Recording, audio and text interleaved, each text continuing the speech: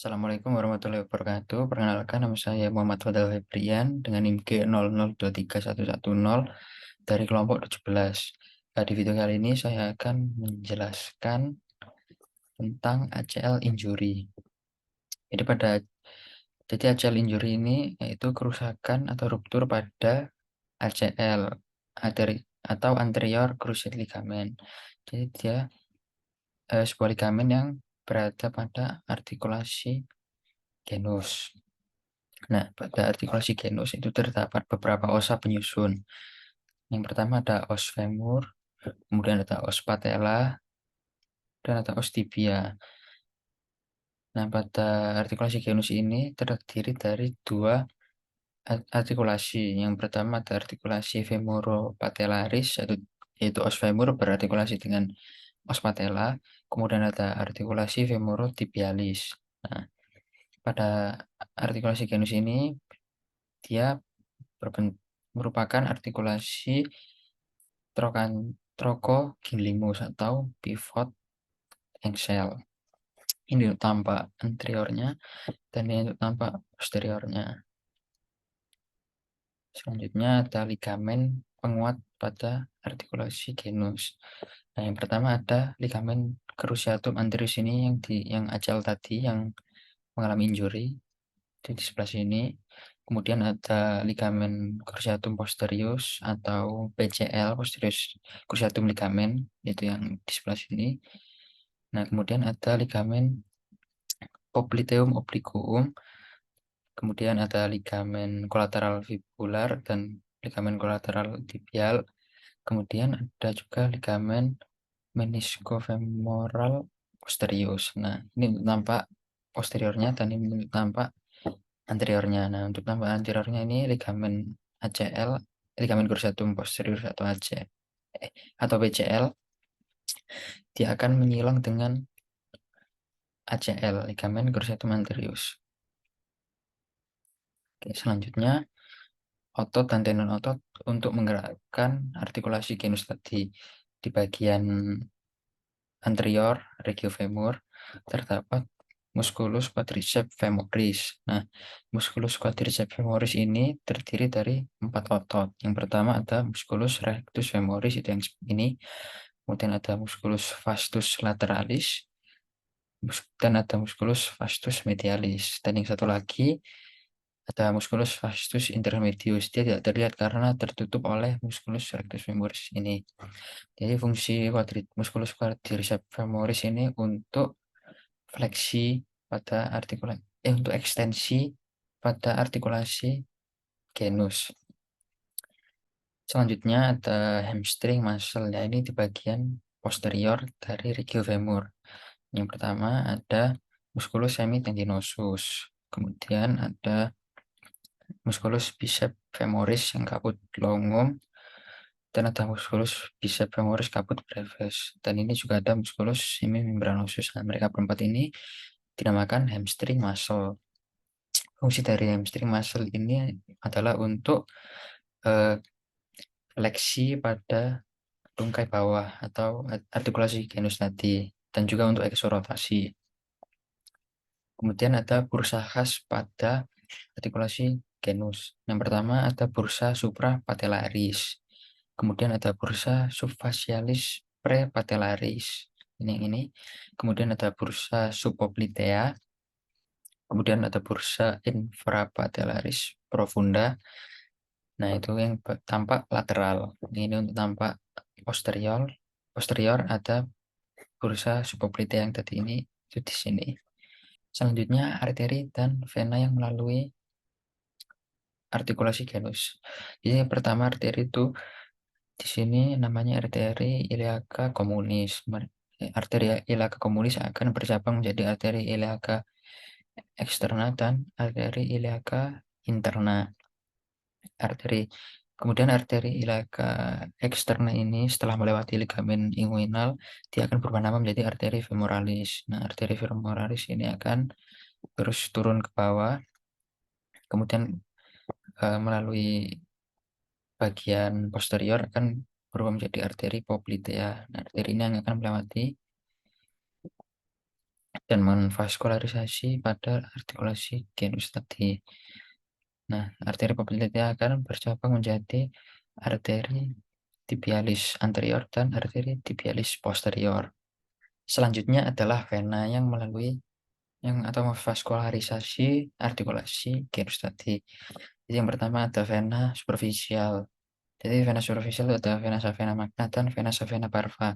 Untuk vena savena magna ini merupakan vena terbesar pada tubuh kita. Jadi dia akan dari regio pedis, kemudian regio cruris dan regio femur itu akan tetap namanya vena savena magna. Kemudian ada vena profunda. Vena profunda ini yang pertama ada vena tibialis anterior dan vena tibialis posterior. Setelah itu dia akan berubah nama menjadi vena poplitea pada artikulasi genus ini dan dia akan berubah menjadi vena femoralis. Selanjutnya saya akan menjelaskan tentang plexus brachialis. Nah, plexus brachialis ini terbentang dari vertebra cervical 5 hingga vertebra thoracal 1.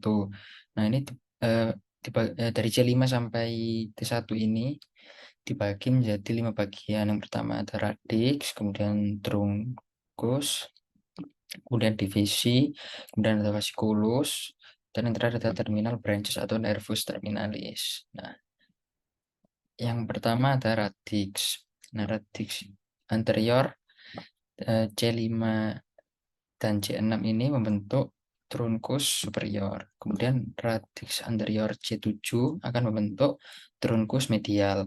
Dan radix dari anterior C8 hingga T1 akan membentuk trunkus inferior. Nah, ada beberapa saraf yang keluar dari radix ini. Yang pertama ada nervus dorsalis scapula dari divisi anterior C5. Kemudian ada nervus thoracicus longus dari divisi anterior C5, C6, dan C7. Dan kemudian ada nervus subclavius. Nervus subclavius divisi anterior C5 dan C6. Kemudian ada trunkus. Nah, trunkus ini dibagi menjadi 3, yaitu trunkus superior, trunkus medial, dan trunkus inferior. Kemudian divisi. Nah, divisi anterior terbentuk dari trunkus superior dan trunkus medial, membentuk fasciculus lateralis. Kemudian divisi posterior dari semua trunkus, tadi trunkus superior, trunkus medial, dan trunkus inferior akan membentuk fasciculus posterior. Kemudian divisi anterior dari trunkus inferior akan membentuk fasciculus medial. Nah, ada beberapa saraf yang keluar dari fasciculus. Yang pertama ada nervus pectoralis lateral dan medial. Kemudian yang kedua ada nervus subscapularis superior. Kemudian ada nervus thoraco-dorsalis. Kemudian ada nervus subscapularis inferior.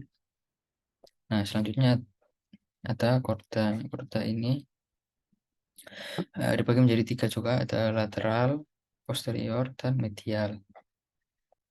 Nah, kemudian ada saraf terminal. Nah, ini merupakan bagian terakhir pada plexus brachialis. Nah, akan keluar beberapa saraf. Yang pertama pada fasciculus posterior akan keluar nervus axillaris dan nervus radialis. Kemudian pada fasciculus lateralis akan keluar nervus musculocutaneus. Nah, kemudian pada fasciculus medialis ini akan keluar nervus ulnaris dan nervus medial cutaneus. Kemudian fasciculus lateral dan fasciculus medial akan bercabang membentuk nervus medianus.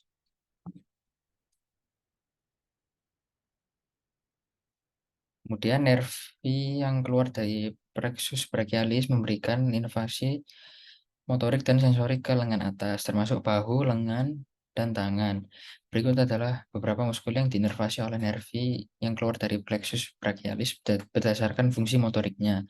Yang pertama, gerakan flexor, itu musculus biceps brachii, musculus brachialis, musculus coracobrachialis, dan musculus pronator teres. Selanjutnya untuk gerakan extensor ada musculus triceps brachii, ada musculus conconeus, dan musculus supinator. Kemudian untuk gerakan abduktor ada musculus deltoideus, kemudian untuk adduktor yang tadi abduktor, sekarang adduktor itu ada musculus teres mayor dan musculus latissimus dorsi. Kemudian untuk gerakan rotasi eksterna itu ada musculus infraspinatus dan musculus teres minor. Dan untuk rotasi interna itu ada musculus subscapularis.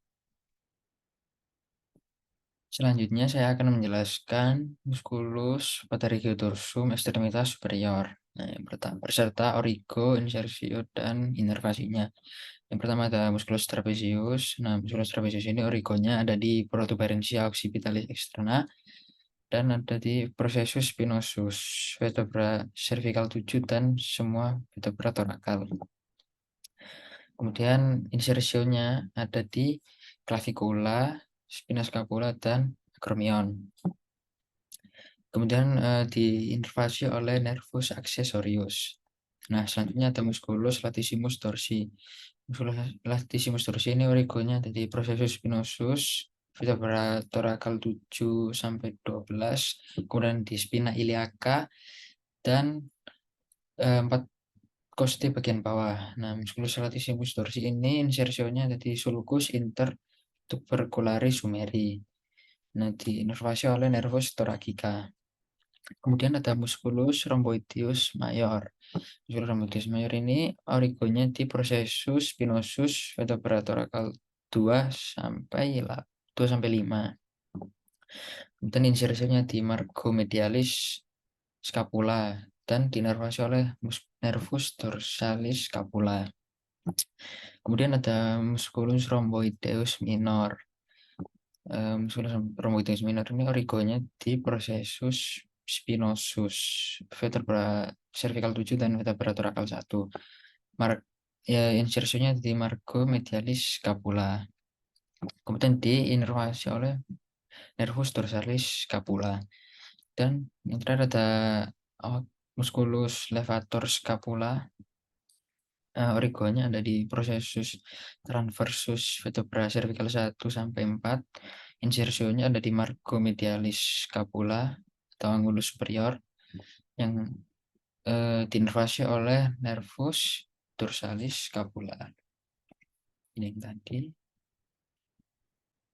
Selanjutnya saya akan menjelaskan tentang swing scapula atau scapula bersayap. Nah, swing scapula ini kondisi di mana aspek medial dan lateral dari scapula tampak menonjol dari belakang. Nah, disebabkan oleh yang pertama, trapezius dan rhomboid palsi. Nah, yang terjadi ketika trapezius dan rhomboid palsi ini terjadi ketika otot trapezius dan rhomboid terlalu lemah atau lumpuh yang mengakibatkan kemampuan terbatas untuk menstabilkan skapula. Kemudian ada cedera langsung pada otot scapulothoraks. Nah, hal ini juga dapat menyebabkan skapula bersayap atau wing scapula seperti patologi rotator cuff, ketidakstabilan bahu, dan lain sebagainya. Kemudian yang ketiga ada kelainan struktural. Hal ini juga dapat menyebabkan skapula bersayap atau wing scapula seperti kondisi glenohumeral dan subacromial.